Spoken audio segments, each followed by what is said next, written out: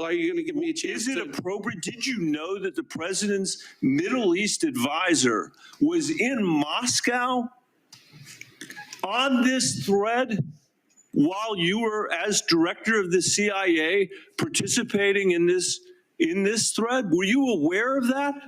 Are you aware of that today? I'm not aware of that This today. sloppiness, this incompetence, this disrespect for our intelligence agencies and the personnel who work for them is entirely unacceptable. It's an embarrassment. Senator, You need to do better. I heard you say it. Welcome back to Unwrapped. It's me, Tosh, and thank you for joining me once again at the intersection between pop culture and common sense. So yes, you heard correctly.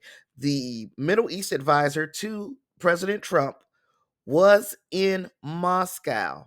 His name is Massad Boulos. He was in Moscow to have a meeting with Putin because Boulos is also an envoy to the Ukraine.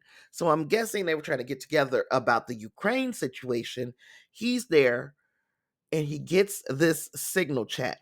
That is going to become more and more important as this video goes on because we're going to put some pieces together here. And first was that piece, Massad Boulos being in Moscow. The second piece is that Tulsi Gabbard was also out of the country. Director Gabbard, were you overseas during any parts of these discussions? Yes, Senator, I was. Were you using your private phone or a public phone for the signal discussions? I won't speak to this because it's under review by the National Security Council. Once that review is complete, I'm sure we'll share the results with the committee. What is under review? It's a very simple question. Are you your private phone or an officially issued phone? What could be under review? National Security Council is reviewing all aspects of how this came to be, how the journalist was inadvertently added to the group chat, and what occurred within that chat across the board.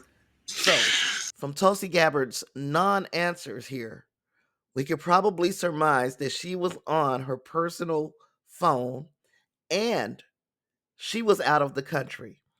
You also saw a list of 18 officials who were part of this signal chat. Now, I thought it was 7. 7 is still a lot, but 7 ain't 18. And at least 2 of them were abroad. That's going to come into play when I show you this article. Okay, so what we are looking at is an NPR article. And you see the headline. Days after the signal leak, the Pentagon warned the app was the target of hackers. So several days, I hate when that happens. So several days after top national security officials accidentally included a reporter in a signal chat about bombing Houthi sites in Yemen, a Pentagon-wide advisory warned against using the messaging app even for unclassified information. A vulnerability has been identified in the Signal Messenger application, begins the department-wide email dated March 18th and obtained by NPR. The memo, could it just be coincidental that the Middle East advisor, Massad Boulos, was in Moscow when Russia began to attack Signal? Could it be a coincidence? It could be, but I don't believe in a whole bunch of coincidences. Also, Tulsi Gabbard just happens to be out of the country as well. You got 2 people who are part of the same chat in international space. And that is when our intelligence agencies start to notice that Signal is being targeted. And it's being targeted because of a vulnerability. If a phone being in Moscow is not a vulnerability, I don't know what the definition of the word is. It was a vulnerability. Tulsi Gabbard also has alleged ties to Russia. She is not only abroad, she's abroad on her personal phone, allegedly, as a part of this Signal chat. So, putting these pieces together, Russia would say we have hit the mother lode. Because if we can compromise Tulsi Gabbard's phone, and if we can compromise Bolo's phone, and these idiots continue to use Signal, we will know everything. The intelligence apparatus, our technical geniuses, have said, hey, stop using that app. As a matter of fact, they told people to stop using the app even earlier than now. The memo continues. Russian professional hacking groups are employing the linked devices features to spy on encrypted conversations. It notes that Google has identified Russian hacking groups that are targeting Signal Messenger to spy on persons of interest. Now, moreover, a memo in 2023 warned of using Signal for any non-public official information. And according to Reuters, Rocky Cole, a cybersecurity expert from iVerify, says that Signal has a stellar reputation, but there are limits to its level of security. The risk of discussing highly sensitive national security information on Signal isn't so much that Signal itself is insecure. It's the fact that nation states, threat actors, have demonstrated ability to remotely compromise the entire mobile phone itself. If the phone itself isn't secure, all the Signal messages on that device can be read. Maybe not secure like right in Moscow. Maybe not secure like already a Russian asset using their personal phone. Though that would be ways that Signal could break down, right? It almost makes me wonder if this is really incompetence or is it by design?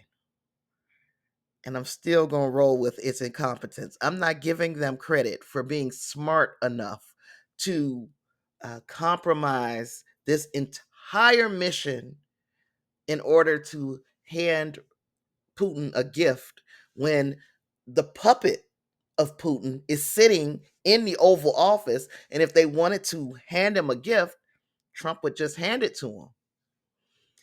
So, yeah, I think they're stupid, y'all. And this administration continues to talk fast, to accuse others, and waste time. They're trying to say that it's everybody else's fault. They're trying to figure out how Jeffrey Goldberg, who I think I called John Goldberg several times in my last video. I apologize, Mr. Goldberg. His name is Jeffrey Goldberg from The Atlantic. They're trying to figure out how he infiltrated their group. They invited him into the group. All he did was sit there and be quiet. They refused to look at what could potentially have happened, and instead are trying to find a way to make this Jeff Goldberg's fault. All of this is Jeff Goldberg's fault. And like I said in the last video, Jeff Goldberg is going to be forced to do something to repair his image, because the longer we give them to think of lies, the more they are going to lie. And the lies start off really stupid and petty and dumb, like kindergarten lies. But by the time we've given them 10, 12, 15 days, now their lies are going to start sounding a little more believable to their base and to people who might be still on the fence. I don't know how you can be still on the fence. We can't give them that much time. I think that Mr. Goldberg needs to release at least something, not everything. He doesn't want to compromise anybody, right? Release something to, number one, let them know that you were invited into this group. You did not infiltrate. You were invited. And then number two, the severity, the classification of this conversation, because they're saying that they were planning missile strikes and it wasn't classified. And I must look like Boo Boo the goddamn fool, because any military operation like this is a classified operation. Too many people who were formerly in national security have come out and said as much, and I trust them far more than I trust anybody in this administration. Trump has said there will be no consequences for any of those involved in the incident, which he's called a glitch. Meanwhile, Trump said he would love to see funding in for U.S. public broadcasters, NPR and PBS, because they are reporting accurately on this situation. That's what I got for right now. I'll be back later because I got to talk to you about one of these executive orders at the absolute least, maybe more than one, but definitely one. And also about a surprise in an election in Pennsylvania. We'll talk about that later on today. Let me know what you think about SignalGate and where we are pretty much right now, which is nothing's going to happen. Like I said, no accountability. But do you think that Russia was given a gimme by either Tulsi Gabbard, Trump himself, or Massad Boulos? Let me know down in the comments, and I will talk to everybody later. Peace.